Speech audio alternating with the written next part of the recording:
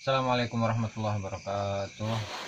Bismillahirrahmanirrahim. Wassalatu wassalamu ala Rasulillah Muhammadillah wa ala alihi wa sahbihi wa la haula wa la quwwata illa billah. La ilaha ta'allum ta'allimna fa nadfa'u wa tafkir. Wal ifadatu wal istifada wal hatta la tamassuki bi kitabillahi wa sunnati rasulih wa du'a ila al-huda wa dalalata ala al-khair. Tiwa awjihi wa qurbihi wa thawabihi subhanahu wa ta'ala.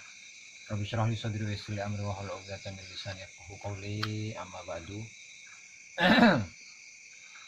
Para hadirin, para hadirat, para pemirsa, para subscriber, para apalagi itu dok yang dimuliakan Allah Subhanahu wa Ta'ala. Masih bersama dengan saya Abdul Aziz Jazuli. Mari kita bersama-sama mengaji kitab An-Nahjul Atam fi Tabyibil Hikam karya Syekh Ali bin Husamuddin Al-Hindi rahimahullahu ta'ala. Dan kita masih pada bab taubat. Bab taubat ini ya lumayan lah, masih ada 2 hikam lagi yang harus kita baca. Yang pertama, min alamati mautil qalbi. Dan sebelum kita mulai, mari kita hadiahkan Al-Fatihah kepada mu'alliful kitab, kepada guru-guru kita, kepada orang tua kita, kepada ulama-ulama kita. Al-hadzini hawla kulli niyatin shalihah wa ala man wali aslafuna shalihin wa ila hadratin Nabi Muhammad sallallahu alaihi wasallam. Al-Fatihah. A'udzubillahi minasyaitonir rajim. Bismillahirrahmanirrahim. Alhamdulillahirabbil alamin. Arrahmanirrahim. Maliki yaumiddin. Iyyaka na'budu wa iyyaka nasta'in. Ihdinas siratal mustaqim. Siratal ladzina an'amta 'alaihim ghairil maghdubi 'alaihim waladdallin. Amin. Qala al-mu'allifu rahimahullahu ta'ala. Oh iya, sebelumnya lupa saya. Bagi para hadirin, para pemirsa, mari kita bersama-sama kita doakan untuk diri kita, untuk semuanya. Mudah-mudahan Allah Subhanahu wa Ta'ala selalu memberikan rizki zahir atau rizki batin, dan mudah-mudahan kita selalu dalam lindungan Allah dan diberi taufik, diberi hidayah agar kita selalu dalam ketaatan. Al-hadzina hawla kulli niyatin shalihah. Al-Fatihah. A'udzubillahi minasyaitonir rajim. Bismillahirrahmanirrahim. Alhamdulillahirabbil alamin arrahmanir rahim maliki yaumiddin iyyaka na'budu wa iyyaka nasta'in ihdinas siratal mustaqim siratal ladzina an'amta 'alaihim ghairil maghdubi 'alaihim waladdallin. Qala al-mu'allifu Syekh Ali bin Husamuddin Al-Muttaqi Al-Hindi rahimahullahu ta'ala wa nafa'na bihi wa bi ulumihi wa bi ulumikum fid daraini ila an qala min alamati mautil qalbi adamul huzni ala ma fataka minal muwafaqat wa tarkun nadami ala ma fa'altahu min wujudi zallat.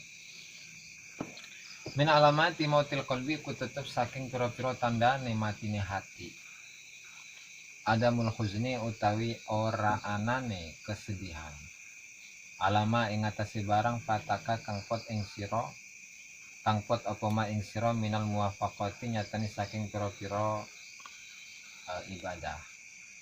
Watar kunadami lan ninggalaken penyesalan alama ing atase barang faal tahu kang gawe sapa sira ing ma nyatane min wujudi zallati saking wujude pira-pira kesalahan.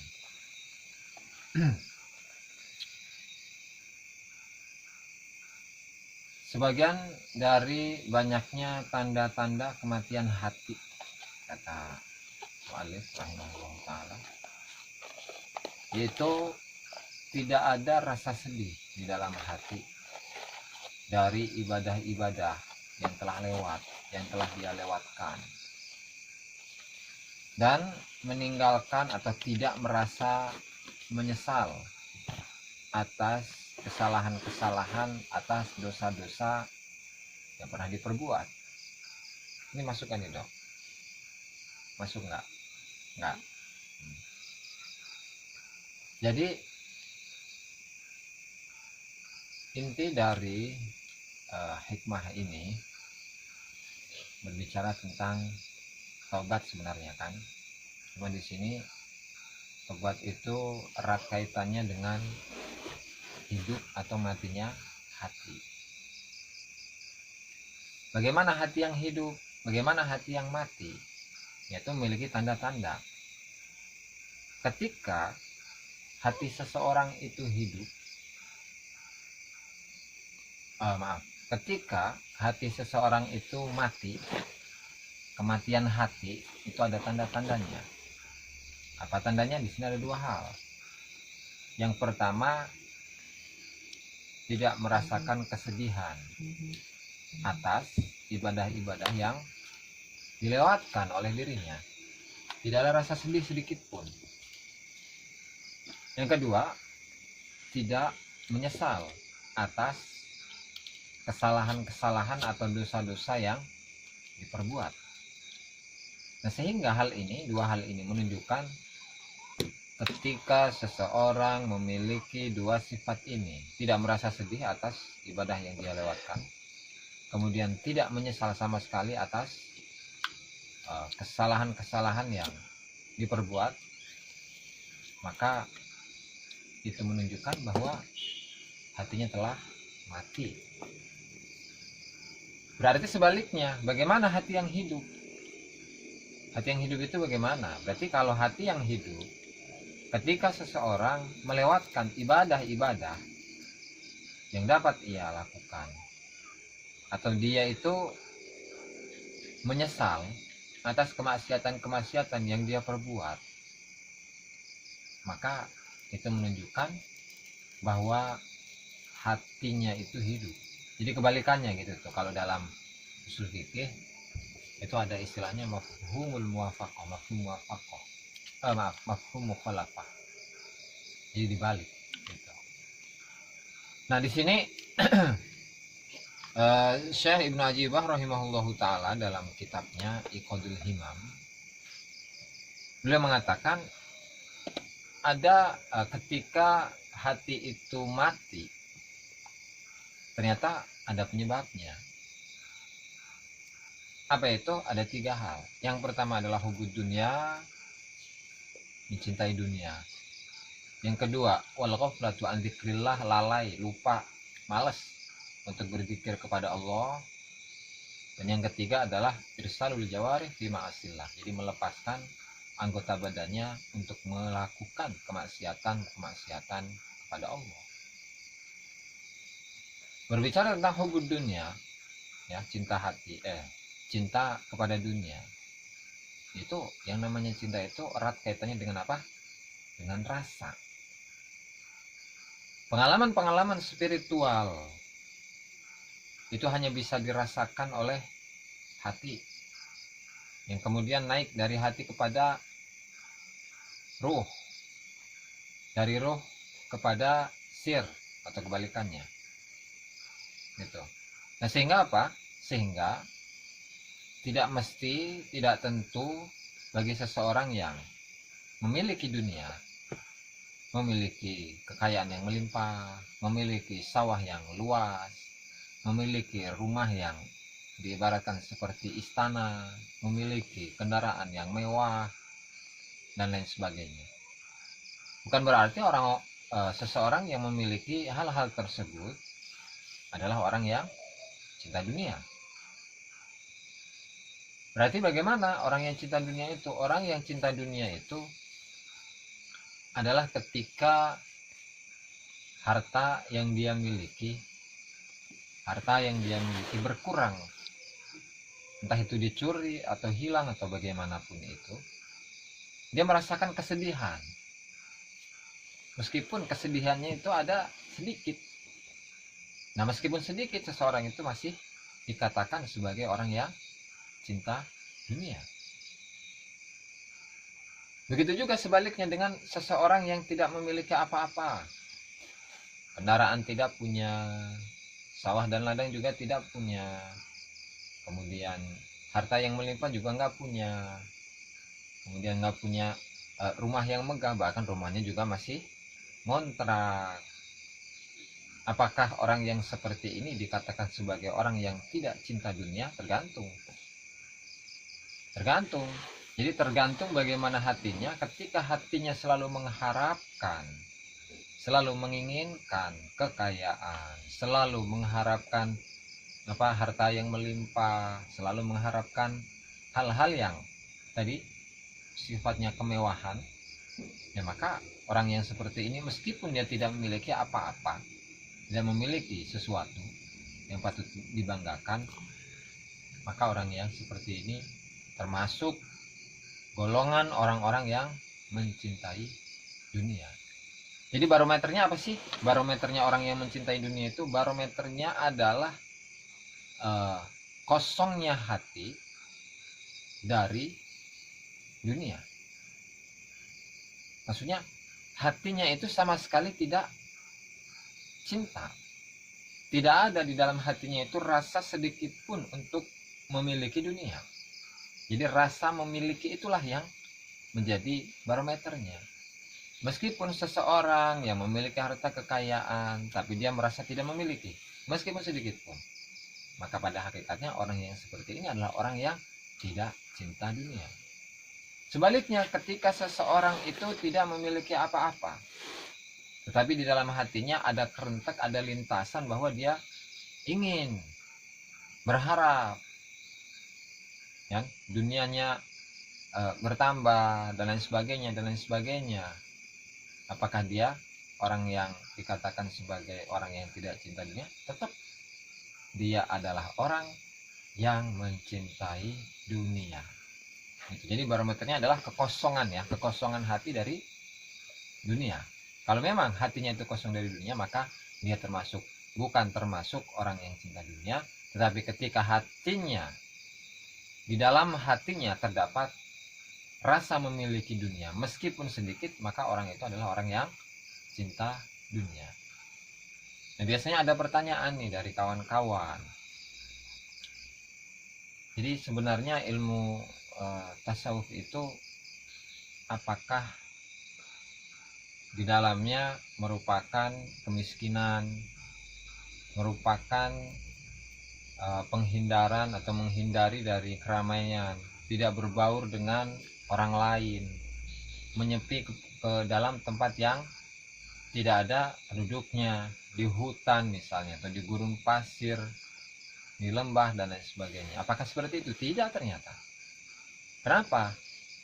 Ya karena ketika kita itu melihat ulama-ulama ahli tasawuf, ahli sufi, ya,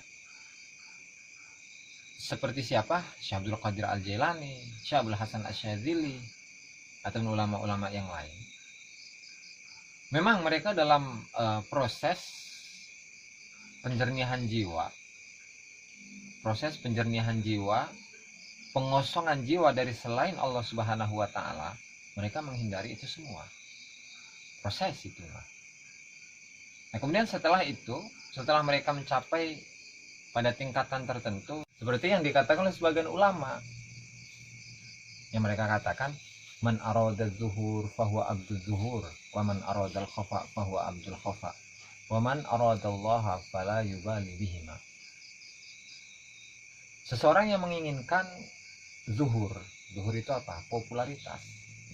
Barang siapa yang menginginkan popularitas, maka sebenarnya dia itu adalah hambanya popularitas atau menyembah popularitas. Jadi popularitas itu menjadi apa? Kesembahannya. Berbahaya. Dan sebaliknya, waman aradal khofa fahuwa abdul khofa, dan barang siapa yang menginginkan kesepian, tempat yang sepi, tempat yang sunyi, maka sebenarnya dia menjadi hambanya sifat kesepian. Maksudnya dia itu menyembah apa? Sepi. Sepi itu dia inginkan, yang dia harapkan. Tetapi orang yang menginginkan Allah Subhanahu wa Ta'ala, dia itu sudah tidak menghiraukan lagi apakah Allah Subhanahu wa Ta'ala menempatkan dirinya dalam keramaian, dalam popularitas, atau Allah Ta'ala menempatkan dirinya di dalam kebalikannya, orang yang tidak terkenal. Sehingga orang yang ahli sufi itu sudah tidak memperdulikan lagi apakah dia, maksudnya dia itu sudah tidak memiliki keinginan untuk menetap di dalam tempat-tempat yang sepi. Kenapa? Ya karena menurutnya sama saja antara tempat yang sepi dengan tempat yang ramai, antara popularitas dan juga tidak populer, sama saja. Jadi hakikatnya yang namanya ilmu tasawuf itu adalah ilmu yang membahas tentang hati manusia. Tidak diperdulikan apakah dia ditempatkan oleh Allah di dalam keramaian atau ditempatkan oleh Allah di dalam kesunyian. Itu hakikatnya sebenarnya. Nah, sehingga paham-paham sebagian orang yang mengatakan, terutama bagi kalangan kaula muda nih, bahwa tasawuf itu lebih dominan dengan apa? Miskin, tidak punya kekayaan, kemudian apa?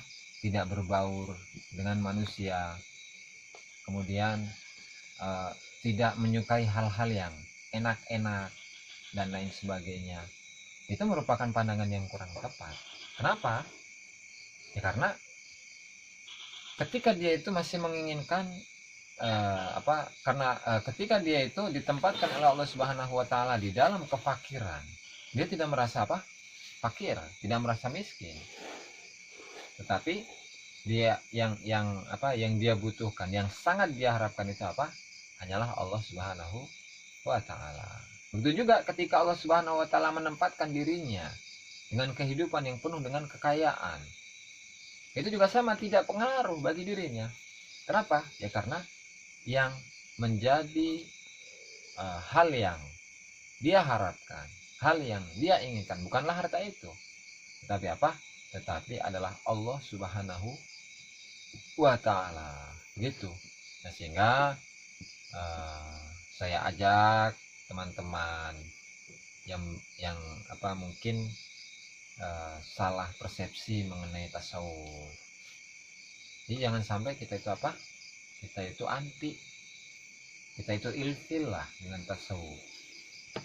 Dimana tasawuf itu adalah terdiri dari kalangan orang-orang yang suci, sementara saya ini adalah orang yang kotor. Jadi saya belum pantas. Jangan seperti itu. Kenapa? Ya karena orang yang memasuki ilmu tasawuf, memasuki dunia tasawuf, berarti dia sedang berproses menuju Allah Subhanahu wa taala. Melalui apa? Ya melalui tadi pengosongan jiwa dari segala sesuatu selain Allah Subhanahu wa taala. Karena yang dikejar bukanlah jabatan, bukanlah harta, bukanlah surga, bukanlah neraka, tapi yang dikejar hanyalah ma'rifat, hanyalah kenal, hanyalah dekat, hanyalah mahabbah, hanyalah cinta kepada Allah Subhanahu wa taala. Dan tentunya yang namanya tasawuf itu tidak bisa dilakukan oleh diri sendiri. Kenapa? Oke, kita melihat sejarah bagaimana Rasulullah SAW di awal mulanya beliau diangkat sebagai seorang rasul, sebagai seorang nabi. Beliau itu memiliki seorang guru. Beliau memiliki seseorang yang mengajari beliau tentang apa itu wahyu. Kemudian pengajarnya itu mengajarkan apa. Jadi semuanya ternyata, bahkan Rasulullah sendiri memiliki guru. Siapa guru beliau? Guru beliau adalah malaikat Jibril. Rasulullah saja itu memiliki guru yang mengajarinya tentang syariat, tentang bagaimana mengenal Allah. Ya memang dalam proses itu Rasulullah SAW kaget, sehingga ketika malaikat Jibril memerintahkan beliau untuk membaca Iqra, beliau ma'ana biqari, saya nggak bisa baca. Begitu sampai 3 kali.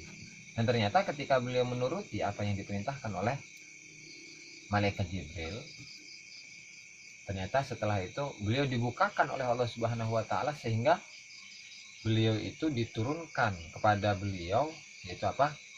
Surat Al-Alaq.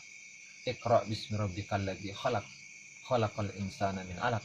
Iqra wa rabbukal akramul ladzi 'allama bil qalam, 'allamal insana ma lam ya'lam.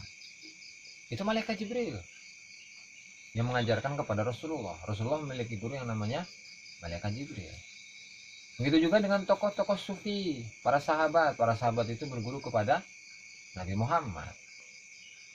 Sayyidina Ali berguru kepada Nabi Muhammad, kepada Rasulullah. Sayyidina Abu Bakar berguru kepada Rasulullah. Para tabi'in misalnya misalnya seperti Sayyidina Hasan Al-Basri ataupun Sayyidina Ali Zainal Abidin. Ini beliau memiliki guru. Kalau Sayyidina Hasan Al-Basri berguru kepada Sayyidina Ali.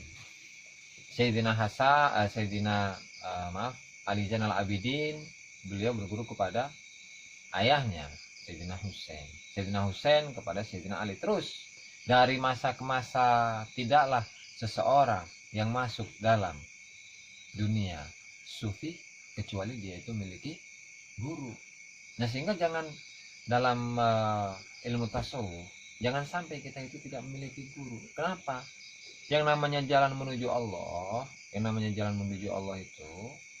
itu jalannya tentu memiliki banyak rintangan, banyak hambatan. Sehingga yang memberitahu dirinya ya adalah guru. Guru mengajarkan kepadanya, kamu jangan melakukan ini.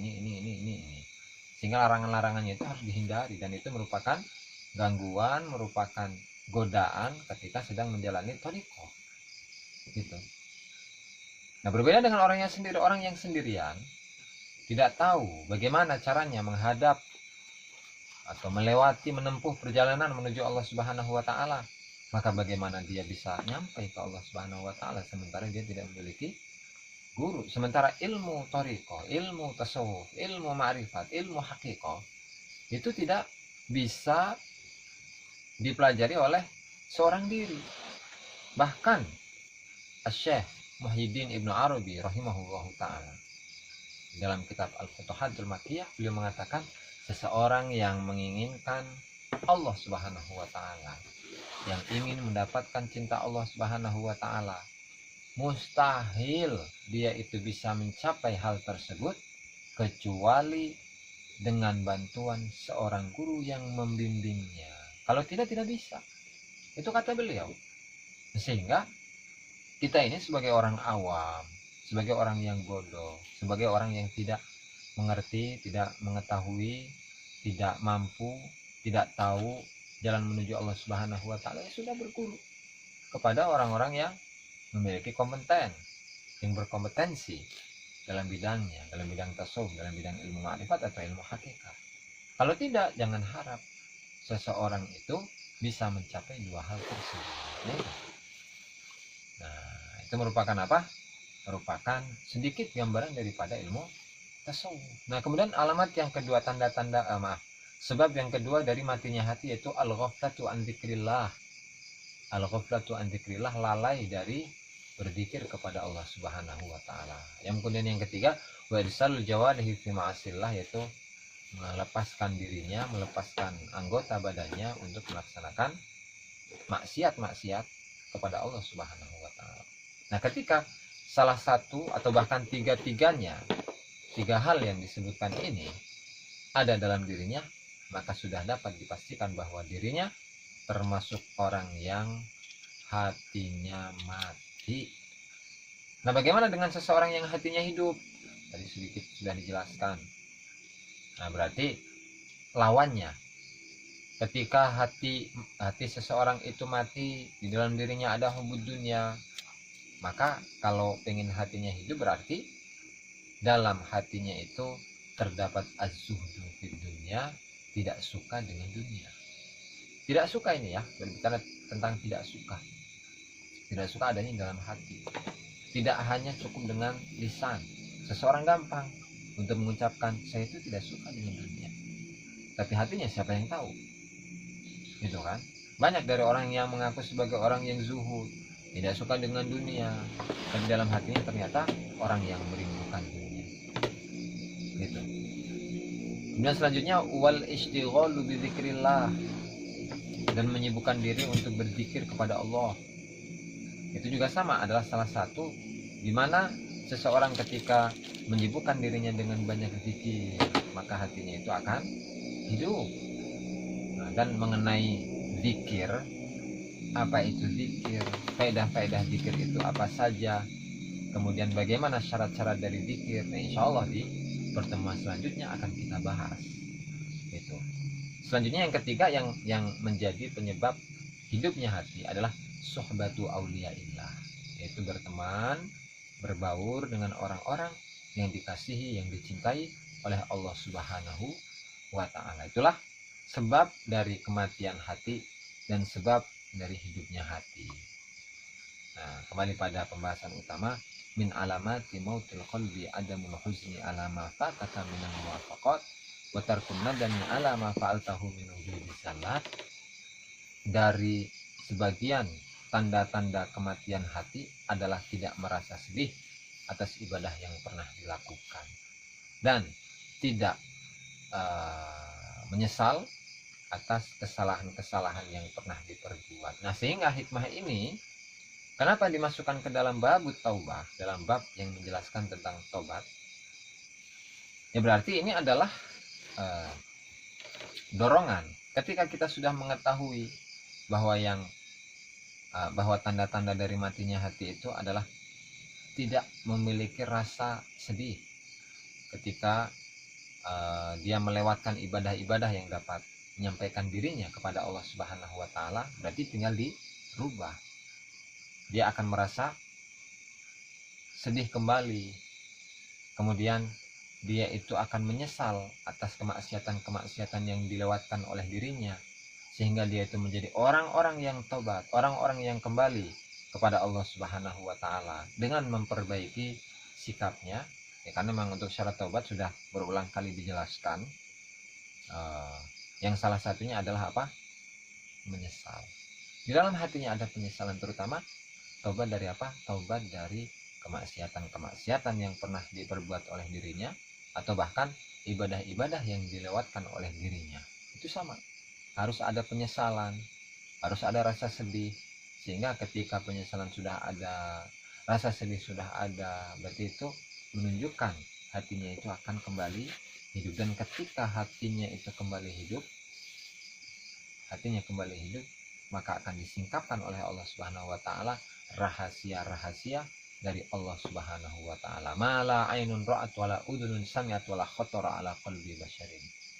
Di mana rahasia-rahasia tersebut seakan-akan seperti hal yang tidak pernah dilihat oleh mata, tidak pernah didengar oleh telinga, dan bahkan sedikit pun tidak terlintas di dalam hati manusia.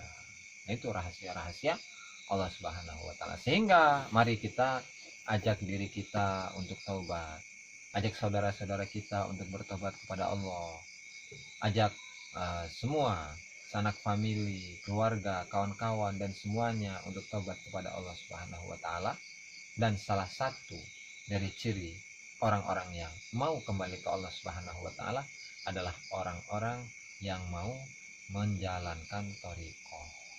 Gitu. Jadi sebenarnya orang-orang yang menjalani thariqah itu adalah orang-orang yang berproses menuju taubat. Karena memang taubat itu merupakan apa? Syarat atau makom pertama yang harus dilalui oleh setiap muslim, terutama bagi kalangan seorang murid, seorang salik, dan seorang yang menginginkan usul kepada Allah Subhanahu wa Ta'ala. Untuk hikmah selanjutnya akan kita bahas di pertemuan berikut. La ya'dumi dzambu indaka 'azamatan tasudduka an husnil dhanni billahi ta'ala. Mungkin sebelum ditutup ada pertanyaan, Dok? Mau nanya nggak, Dok? Cukup, Gus. Cukup, oke. Karena sudah cukup, Dari subbreaker komen nanti. oh ya, siap, ditunggu komentarnya. Nah, kurang lebihnya saya mohon maaf. Wallahul muwaffiq ila aqwamit thoriq. Wassalamualaikum warahmatullahi wabarakatuh.